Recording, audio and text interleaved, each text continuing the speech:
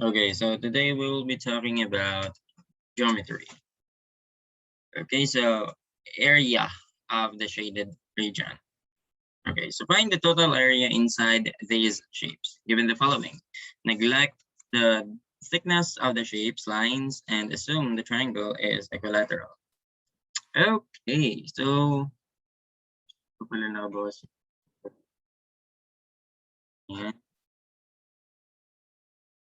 okay, here we go. Ayan, so in solving this kind of problem, kailangan natin take into consideration yung mga intersections nila. Okay, kasi yung madalas, ang ginagawa rito is pinag-a-add lang yung areas. Okay, add na area ng circle. Tapos, in-add mo sa area ni triangle. And ayun na raw yung ano dyan para sa part na to. Okay, so mali yun. Kasi kapag ito lang, ito muna, itong nasa top. Okay, so pag ginawa natin area ng circle, ayan, ito yan, ay yung buo. So maka-cover niyo yung intersection nila ni triangle. As well as, kapag kinuha mo rin yung area ni triangle, makukuha mo rin yung intersection nila ng circle. Ibig sabihin, dalawang beses mo nga nagamit yung intersection. Okay? Ganun yung nangyari kapag ganyan. So ibig sabihin, sobra to. Sobra to sa inaasahan natin. So dapat isubtract natin yung intersection nila. Which is, ayan, parang papay. Kasi tawag dyan sector. Sector. Pag yung vertex mo, yung angle, ay nasa center, tawag doon central angle. Okay, tapos yung area nun, nakaka-cover ng central angle. So, yan, radius to, di ba? Radius is defined as the distance from center to any point on a circle. Ito, radius, tas arc, or minor arc. Pwede rin major, pero dyan minor arc siya. Maliit eh. So, yung ano nun, yung space na na-cover nun is area ng sector. Okay, yung sector niya. Okay, isa-subtract natin siya para makuha natin yung area nitong nasa top. So, ikalawa naman, itong nasa baba. Okay, pag in-add naman natin yan, area ng rectangle, in-add natin sa area ng circle, pero take note, may intersection din siya. Within dalawang beses din nagamit to for rectangle and sa circle. Now, need natin siyang isubtract din. Minus natin sa area ng semicircle. Yan. Okay. Pag pinag-sum na yan sila, kinuha na yung sum net area ng circle plus area ng triangle, isubtract mo sa intersection nila which is area ng sector plus, okay, plus area ng rectangle plus area ng circle uli. Same lang yan sila eh. Tapos isubtract mo sa area ng intersection nila which is yung semicircle. And ayun na yung sagot. Okay, so paano natin makukuha yun? Okay. Ayan. So, syempre, before that, kunin muna natin, remember muna natin, recall muna natin yung basic formula for geometry. Okay, area of a circle muna. Ayan. So, that is nothing but pi r squared. Okay, so pi as the constant, 3.141592654, it's another way, multiplied by the square of the radius. Okay, ayan siya.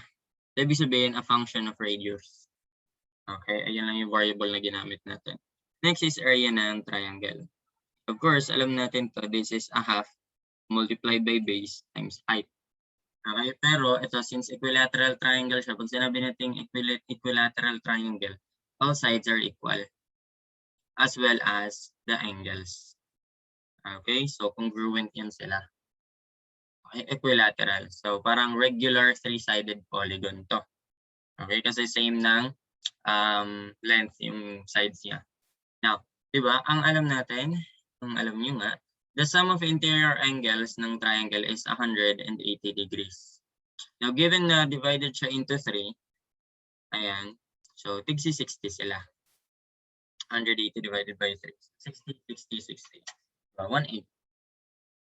Ayan. Okay. Tapos, diba ang sabi dyan, ang formula is base times height. Base times height. Unlike dito, given na yung radius, which is okay na tayo dyan. Ito, base lang yung given kasi nakapatong siya rito, diba? nakapatong siya kay rectangle. Okay? So, kung ano yung length ng rectangle, ganun din yung length ng base ng triangle natin. Okay? Or yung length ng side niya na kasi pares na yan sila eh. Which is 30 feet. Pero, paano yung height? Need muna natin isolve si height. Kaya, in general, may formula na yan para sa in solving the area of an equilateral triangle given the length of its side, which is 30. Pwede natin siyang i-represent as S. Ito na lang, L na lang since ito siya, di ba? Ayan, equal yan dito. Di ba? So, L na lang. So, that is square root of 3/4. Ayun yung multiplier or constant niya. Multiply by the square of L. Or square of its length of its side. Ayan. So, i-derive natin yan mamaya. Okay? So, list muna natin yung iba. Area na rectangle, of course, length times width lang yan. So, since ito na lang gamitin natin na symbol, length times height. LH. Yeah. So, ayun lang kailangan natin kasi area ng circle, ito na rin naman yan eh. So, ayun lang. Now, i-derive natin to. Paano nakuha yan? So, given the given a ayan. Given a triangle with equal sides, equal nga ba? Ayan. Medyo okay naman, ano? Equal nga ba yan? Parang hindi, no? Pero assume na lang natin na equal. Ay, lagyan ko ng ganito. Na-denote na equal sila. Ayan. So, ibig sabihin, equal din tong angles nila. Ayan. So, which is 60, 60, 60. Then, itong side, treat natin to as 2A. Okay, 2A. Bakit 2A? Kasi, hahatiin natin siya into 2 equal parts. Okay? So, though pwede rin namang A na para isang variable lang. Pero, trust me, mas maganda kapag ganito. Kasi, itong nasa base, hatiin natin siya into 2. So, A to. Unlike kapag A to, magiging A over 2 to. Isa sila. Magkakaroon ka ng fraction. Kapag ganoon, okay, komplikado. Lalo na kung hindi ka sanay maka-encounter ng fraction. So, komplikado siya. Kaya, as much as possible, pasimplihin natin. Ito, iti-treat natin as height or the altitude. By the way, dito sa equilateral triangle, yung altitude niya, okay, yung distance niya from the vertex, topmost, hanggang pag nag-drop ka ng vertical line dyan, okay, that is what we call altitude or height. And also, median din siya ng triangle natin kasi hinahati niya equal parts. Ito is equal dito. Yung median. Okay, so altitude, saka height. Altitude or height, saka median. Side lang sila kapag equilateral triangle. Okay. So, ayan. Now, pag ganito, pwede natin siyang i-separate, di ba? As in, ito lang. Okay, so, okay. Ay, huwag. Ito na lang. Gawa na lang tayo. Yan. Tapos,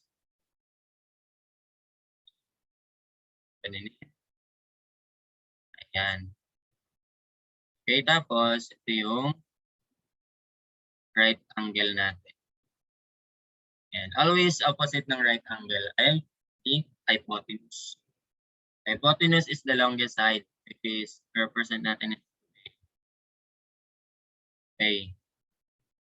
Then height, then the length of the shorter leg.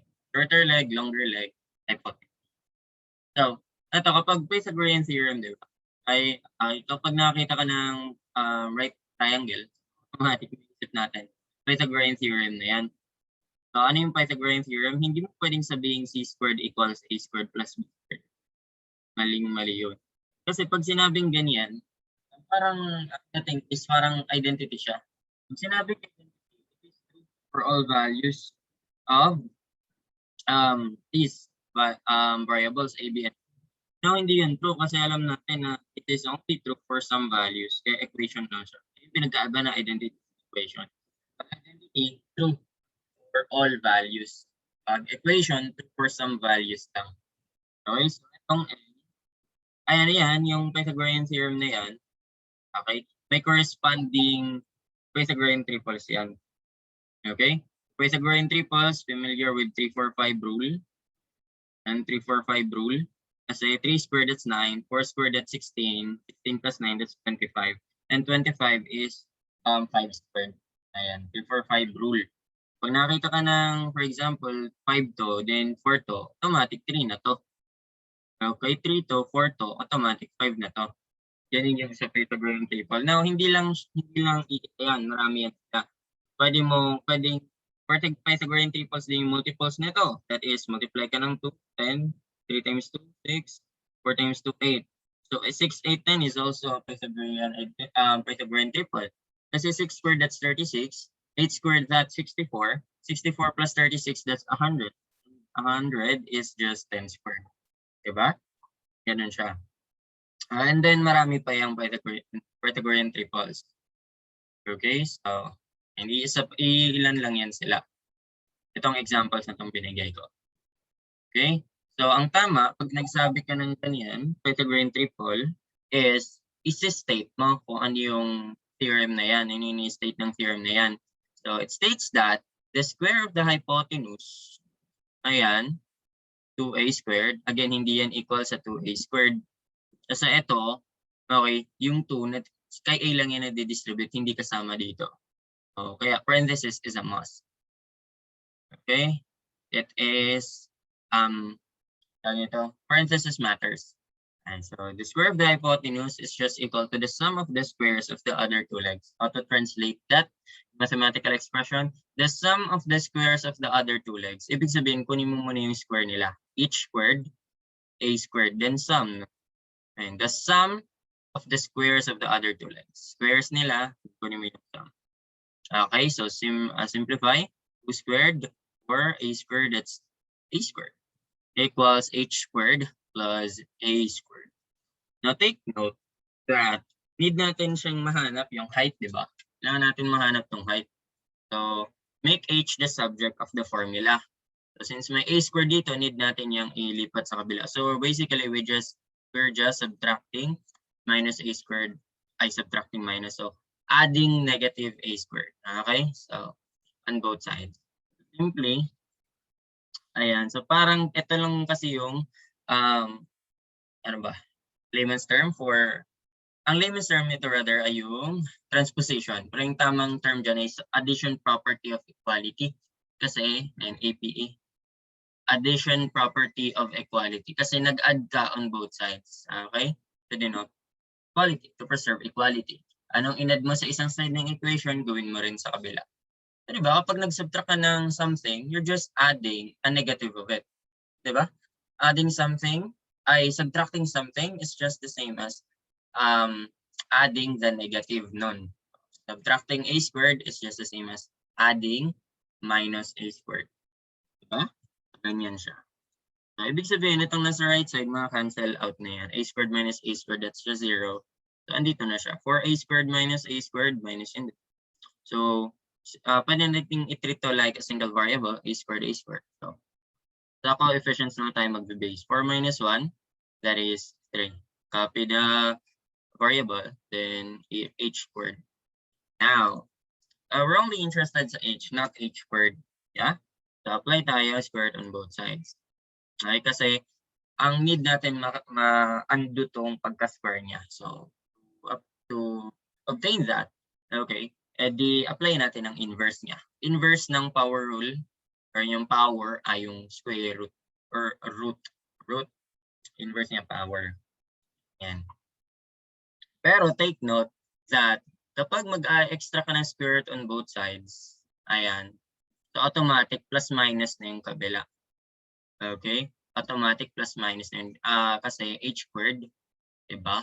Kung ano yung value ni h, okay, kapag kung ano yun, diba, negative value niya, tapos isa-square mo, is just the same as positive value nun, isa-square mo. Kaya, both yan, plus minus. Pero since unit of length to, okay, unit of length yan, can't be negative. So, pwede natin i-disregard yung minus sign.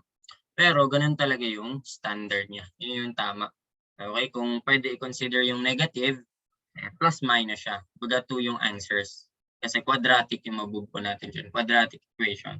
So, pag ganun, quadratic equation or second degree equation, okay, the degree of an equation, okay, for example, if 2 siya, ganun din yung number of roots or solutions.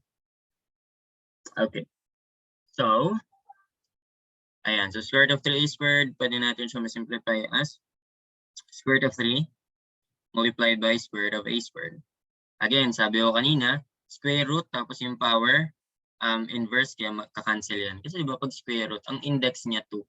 Index, ayan yung pag square root 2, kapag cube root 3, ayan, index niya. So, di ba ito, square root of a squared, same lang yan sa a squared raised to 1/2. Diba? So, 2 times 1/2, or 2 divided by 2, that's just 1. Kaya, ma-undo nga siya, a na lang matitira. Ayan, so that is, of course, ito, undo rin yan, h na lang. Which is, ayun yung interested. Doon tayo, interested, yun yung nahanap natin. So, a multiplied by the square root of 3, that is h. Pero ito yan. Ito pa yan. Diba? Ayan pa lang yan, yung a. Now, ang kailangan natin ay yung buong length niya, 2a. Okay? So, ayan. So, para mukha yung h, yun yung a. Ayan, so ito pa lang kasi yan eh. Okay? Yung a pa lang. Ayan. So, kunin muna natin yung area niya. Ano ba yung area ng alam natin na triangle? Area of a triangle is nothing but a half multiplied by the base. Yung base natin ay yung buo na, 2a. Times height. Height natin, in terms of a, diba, is a square root of 3. Ayan. Ayan siya. Okay. So, simplify natin. Ayan. So, ma-cancel to. 2, 2, then a times a squared, square root of 3. Okay, notate note yung a dyan, ayun pa lang yung kalahati. Okay, now yung formula kanina, itong square root of 3 over 4 multiplied by the length squared, yun yung buo. Yan L. So, ibig sabihin dito, yung a, di ba alam natin, ang a ay kalahati lang. Diba? And kalahati pa lang siya ng sa base. So, para ano natin siya as 2. Ayan. Gagawin natin is, ano ba yung value ni A? Okay? So,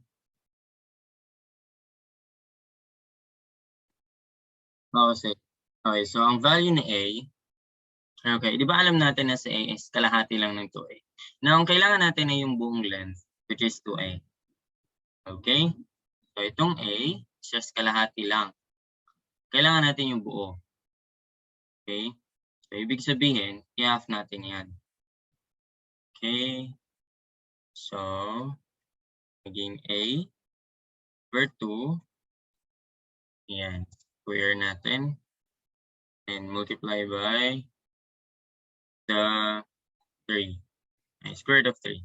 Yan. Okay. So, ayan siya. And simplify. A times A squared. Then 2 times 2, 4. Multiply by the square root of 3. And dyan, pwede natin siyang combine like terms, yung constant. The square root of 3 over 4 multiplied by A squared. So, yung A, pwede natin pala siyang let as ano na. Ayun yung buo, di ba? So, pwede natin, para di nakalilito, palitan natin siya ng L. Kasi ayun yung gamit natin kanina. Okay, so yung A, kalahati lang is, and so, kalahati lang siya ni L. 1/2 L. Pero yung L, di ba, ayun yung length of the side sa triangle. So, ito, palitan din natin yan. Ayan. Ayan. So, L squared over 4. So, simply put, square root of 3 over 4 multiplied by L squared. Square root of L. Square root of the length. Or the base. Okay. So, ayan siya. Ganyan siya ma-derive. Okay. So, ayan. So, okay na. Pwede na nating apply. So, again, ano yung formula? Ang formula is to find the area, total area, is, and pwede natin i-symbol na lang natin, area ng circle plus area ng triangle minus sector, area ng sector plus area ng triangle plus, minus rather, and minus the area ng sector.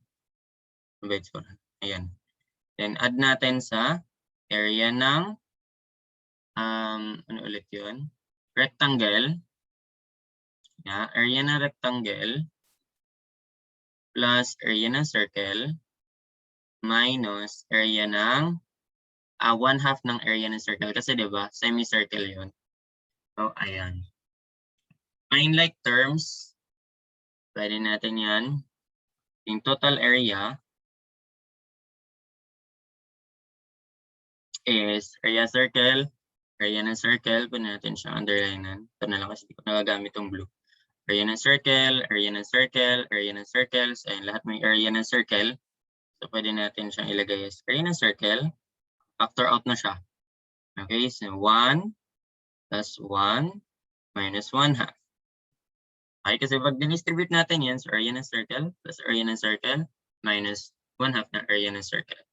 Okay, so dinistribute ko na siya. Baga, nag-skip ako ng isang step, which is pagsamahin mo na to sila.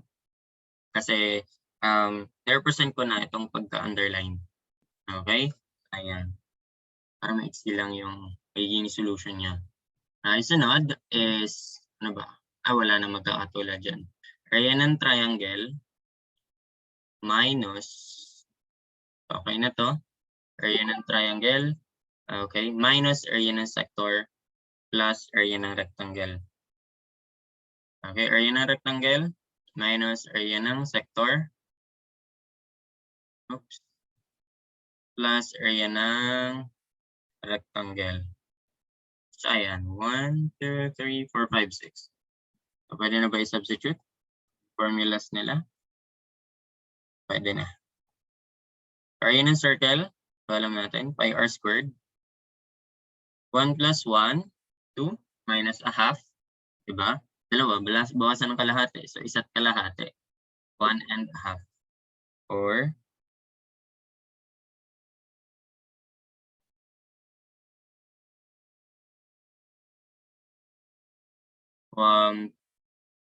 1.5 or 3/2. Yeah, 1.5. Okay, so plus area ng triangle. Alam natin yun, yung equilateral triangle formula. Square root of 3/4 multiplied by the square ng length or yung side niya minus area ng sector. Area ng sector may pi r squared din pala dito. Kasi yung sabi ko, area lang yan ng circle multiplied by, di ba? Yung sector kasi, ito yan. Ito yung area na yan. Wala ito yan. Ayan. So, basically, area lang yan ng circle. Multiply mo sa part niya. So, kung anong ilang degrees yan, alam natin na 60, 60, 60 to. So, 60 yun. Divided by 360. Kasi yun yung buo. Okay, so 60 divided by, wag muna natin i-substitute pala. Okay, let muna natin yun as theta. Para sa systematic. Ayan. Then add the area ng rectangle, length times height. Diba? LH yung gamit natin dyan. Yun kasi symbol. Na pwede na natin i-simplify. Pero itong may pi r squared, para natin pagsamahin yun. Para, tapos may length pa. Pwede natin pagsamahin sila. Total area and pi r squared. Parehas may pi r squared. Pwede natin ilabas. Pi r squared multiplied by 3/2. Pi r squared times 3/2. So ito yan. Minus pi r squared times theta over 360. Okay? Siya. Then plus, factor out naman natin sa L dito kasi ayun yung common term. Common factor pala ng term. Ayan, L multiplied by the square root of 3/4 times L and plus H. Tama, di ba? Kasi pag dinistribute mo yan, square root of 3/4 L squared plus LH or HL para alphabetically. alphabetical. So ayan, pwede na natin i-substitute. Total area. Ayan, so pi r squared, ang radius natin ay 5, square yon, multiplied by 3 halves, minus yung theta natin, 60, di ba? 180 divided by 3. So, 60 over 360. Ayan. So, plus, L natin, 30 ba yun? Yeah, 30 tapos 25 yung H. So, 30 times square root of 3 over 4 times 30 times yan, plus 25. Ayan, input na lang natin sa calc yan. Okay, simplify na lang natin. I mean, walang gagamit ng calc. Kasi assume na di pwede gumamit ng calc. So, pi times 5 squared. 5 squared is 25. Takot na si pi. Tapos 3 halves minus 60 over 160. Alam natin na 60 over 360, they are divisible by 60 and 360 are both divisible by 60. 60 divided by 60, that's just 1. 360 divided by 60, that is 6. Kasi 60 times 260. So, ayan. 1 over 6. Okay, na siya. Simplify natin siya into 1 over 6. Ayan. And then, ayan, 3 halves minus 1 over 6. So, alam natin yung ano dito. Diba? So, pwede nating ganito. Ganito ginagawa ko dyan eh. So, kailangan mapagtulad natin sila ng denominator. So, may multiply ka dito kay 3 halves para mapagtulad ng denominator. So, ano yung multiply mo sa 2 para maging 6? That's 3. So, since nag-multiply ka nun sa baba, multiply ka rin nun pataas. Kasi pag ganyan, you're just multiplying by 1. Diba? 3 halves, multiply mo lang by something over itself. 1 lang yun. So, parang 3 halves pa lang din siya. Okay? So, ganyan lang. Tapos, yan, 3 times 3, 9. Then, minus 1. 3 times 3, 9. Minus 1, that is 8. Since, ano na sila, similar na sila ng similar fraction na tawag sa kanila kasi same na sila ng denominator. Diba? Tapos, 2 times 3, 6. Copy na lang. And this will simplifies to, ayan, 8 divided by 2, that is 4. 6 divided by 2, that is 3. So, 4/3, tama? Ayan, 4/3. Pwede siyang ma-simplify to 4/3. Ayan. Oops. 4/3. 4/3 plus, ayan, ito. Okay.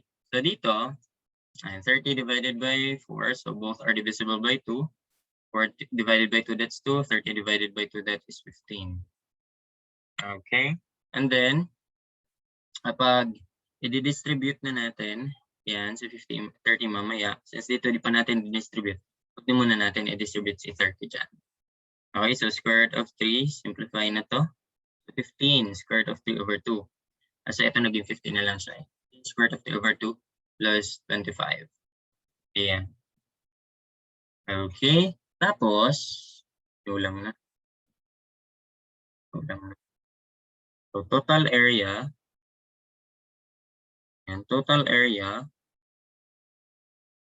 is just 25. Distribute na natin. 25 times 4, that's 100. So 100 pi over 3. 25 times 4, 100. Times my pi divided by 3. Next, ito 30 times 15 divided by 2. 30 divided by 2. Diba? That is 15. 30 divided by 2, that is 15. 15 squared. That is, oops, 225. 15 squared is 225. So plus yun. Nakaano to ah. Nakaharang ah. 225. Yan, okay na siya. Cancel then square root of 3. Copy lang yan. That's 30 times 25. 3 750. Ayan, tama? So 30 times 15. Yeah, 30 times 15 for 50 divided by 2 to 25. Tama. Yung isa 30 times 25. And that's nothing but 7. Are you? Okay. So, ayun, na-distribute na siya. So, combine like terms na lang natin. Ayan. So, total area is nothing but, to represent this as a fraction, exact makuha natin. Oops. Hindi, ganito gagawin natin dyan. 3. Kaya pag, parang multiply 2 by 3, kasi kailangan goal natin pagtulad natin sila ng denominator. So, multiply ka ng 3 over 3. Dito rin multiply ng 3 over 3. Ayan. So, since parehas na sila 3, ayun na, simple. 100 pi plus 25 times 3, 675 square root of 3 plus 750 times 3. And that is equal to 2,250. So, total area, then, na pala yun, simplify na siya. So, this is roughly equal to, gamitan natin calculate na. Kasi, yan, pwede final answer na to. Kasi di na yan single fraction na rin naman siya. So, ayan. Plus 675 times square root of 3, plus 2,250 divided by 3. And that is roughly equal to 1,244.43. Unit is feet square. Perfect, kasi area siya. Pag volume, cube or 3 yung exponent. And that's it.